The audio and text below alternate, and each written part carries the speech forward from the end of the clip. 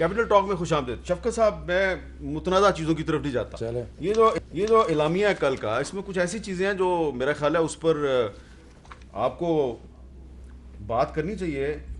نقطہ نمبر 23, اجلاس 22, اجلاس حکومت کی اعلیٰ تعلیم کے بجٹ میں کٹوتی کی مذمت کرتا ہے. مطالبہ کیا جاتا ہے پاکستان کی جامعات کی مالی مدد بحال کی جائے, میں اضافہ کیا جائے اور فیسوں میں اضافہ واپس لیا جائے. دیکھیں, اس کے اندر دو چیزیں ایسی ہیں جس کے بارے میں کامنٹ کروں گا. پہلی تو بات یہ ہے کہ یہ فیکچولی غلط ہے. اچھا. کیونکہ جو احسن صاحب کی حکومت میں جتنے ایلوکیشن کی گئی تھی اس میں سے 18 بلین میکسیمم خرچ ہوا تھا ڈیولپمنٹ سائڈ. پچھلے سال ہم نے 29 ارب روپیہ ڈیولپمنٹ پہ خرچ کیا, تو 11 ارب روپیہ زیادہ یونیورسٹیز میں اور ہائر ایجوکیشن میں ڈیولپمنٹ پہ خرچ ہوا. دوسرا, احسن صاحب کیونکہ اکانومسٹ بھی ہیں اور اکنامکس کو سمجھتے ہیں کہ اس وقت اگر ہم نے, اور فیسوں میں اتنا اضافہ نہیں ہوا جتنا یہ کہا گیا, لیکن ہمیں یہ ضرورت ہے کہ ہم جو نہیں پے کر سکتا اس کو ہم اسکالرشپ دیں. پاکستان کی تاریخ میں پہلی دفعہ احساس پروگرام کے تحت 50,000 اسکالرشپس جو ہیں وہ ہائر ایجوکیشن کے اسٹوڈنٹس کو دی گئی, لیکن جو پے کر سکتا ہے اس کو پے کرنا چاہیے. تو اس فارمولے کے تحت میں سمجھتا ہوں کہ ہمیں آگے بڑھنا چاہیے, اور ہائر ایجوکیشن کو یہ ایک موٹا اصول ہے کہ کوئی بچہ جو ٹیلنٹڈ ہے جو وہ اس وجہ سے پیچھے نہ رہ جائے کہ اس کے پاس پیسے نہیں ہیں, لیکن جس کے پاس پیسے ہیں وہ ضرور پے کرے. جی دیکھیے, پہلی بات تو یہ ہے کہ میں ان سے اختلاف کرتا ہوں کہ ڈیولپمنٹ بجٹ پہ انہوں نے زیادہ خرچ کی. چلیں اسے ایک طرف چھوڑ دیں. جو یونیورسٹیاں چلتی ہیں جس سے ان کا مالی خسارہ ہوتا ہے وہ کرنٹ بجٹ ہے, جس سے وہ تنخواہیں دیتے ہیں پروفیسروں کو, اپنے اخراجات پورے کرتے ہیں. اس میں اس بجٹ میں 7 ارب روپے گھٹائے گئے ہیں, جس سے ہماری تمام یونیورسٹیاں مالی خسارے میں ہیں.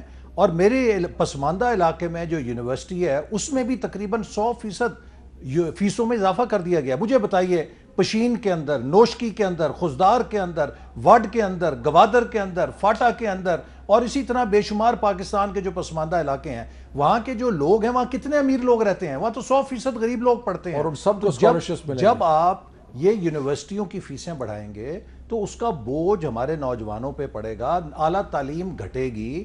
لہٰذا جو ایک ایکول اپرچونٹی ہے کہ اس ملک کے ہر نوجوان کو, ہر لڑکے اور لڑکی کو, چاہے وہ کسی علاقے سے ہو چاہے کسی پس منظر سے ہو, اگر پبلک سیکٹر میں ہم تعلیم نہیں دے سکتے تو اور کیا کرنے ہم نے حکومت. اس پہ آپ کبھی پورا پروگرام کیجئے گا. پہلی بات یہ ہے کہ میں نے جیسے عرض کیا 50,000 اسکالرشپس دی گئی جو آج تک کبھی نہیں دی گئی. دوسری بات یہ ہے کہ ہمیں فائنینشیل ڈسپلن ہوا کیا ہوا یہ کہ ان کی حکومت میں ایک فیکلٹی یا پروفیسر کو ہائر کرتے تھے, 10 جو تھے چپڑاسی اور یہ وہ ان کو ہائر کر لیتے تھے.